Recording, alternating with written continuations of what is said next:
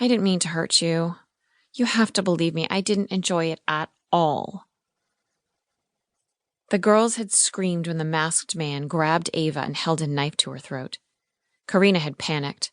Both she and Tara had screamed, while Eva whimpered behind the knife. Then Karina had kicked him. She had no idea where her strength and courage had come from, but she had lifted her Manolo Blahnik and placed a kick right where it hurt the most. And the guy had bent forward in pain. That was when they began to run. He had reached out and grabbed for Tara, but she had managed to get loose from his grip, screaming helplessly. It was one of the last things Karina saw before she lost track of the others. At what point they got split up, she didn't even know. She just knew they had run, and, in the beginning, she had thought the others were right behind her. But as she ran onto the golf course, she realized she couldn't see them or hear them anywhere. Now, as she stared into the darkness, she wondered if she had, after all, managed to escape her pursuer. Had he given up? Sweat ran down her back, and her blonde hair felt soaked. Her knees were still shaking while she tried to figure out what to do next. She couldn't stay there. If he was still out there, he'd find her. A movement in the bushes made her gasp.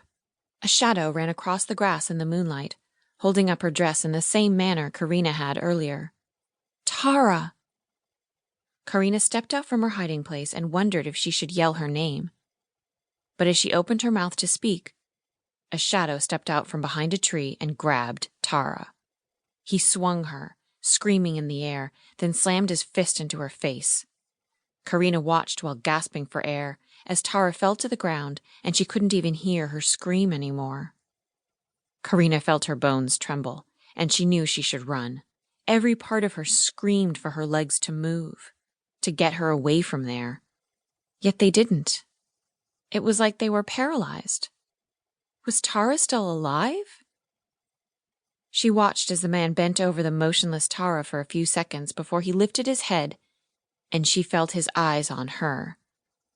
She couldn't tell if he was actually looking at her or not, but she felt those evil eyes like knives on her skin. Swiftly, he rose to his feet and bolted toward her. She immediately knew she couldn't outrun him. Yet she tried. She turned around and set off, but just as in her many nightmares, it was like she barely moved forward at all. Hands reached for her ponytail, and she was pulled forcefully back and into his arms.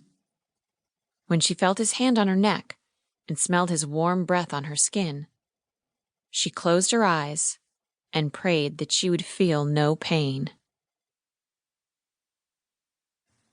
Chapter 1. 2 weeks later.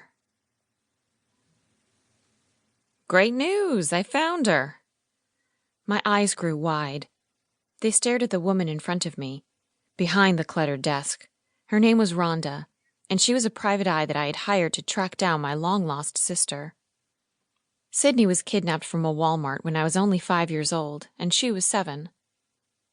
I'd recently learned that she might still be alive, since it was our mutual biological father who had taken her, and it was believed they had left the country back then. It had taken me a few weeks to gather the courage to start the investigation and hire someone to do it for me. Rhonda had been at it for 6 months, searching for both my dad and my sister. So far, I had barely heard from her in all those months, and I assumed that was because she couldn't find anything. Her words and excited bright eyes, staring at me from behind the deeply furrowed face, surprised me. Really? Rhonda nodded. She grabbed a file from the pile next to her and placed it in front of me.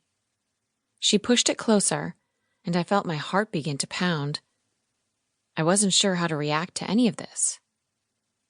Take a look for yourself. I could hardly breathe. I stared at the file, my fingers unable to stop shaking. I bit my lip, then looked up at Rhonda. And you're sure it's her? Rhonda nodded. It was an easy case, this one, but with a little help from a colleague in Europe, I traced your father to London. And Sydney? Rhonda cleared her throat. He changed her name. She became...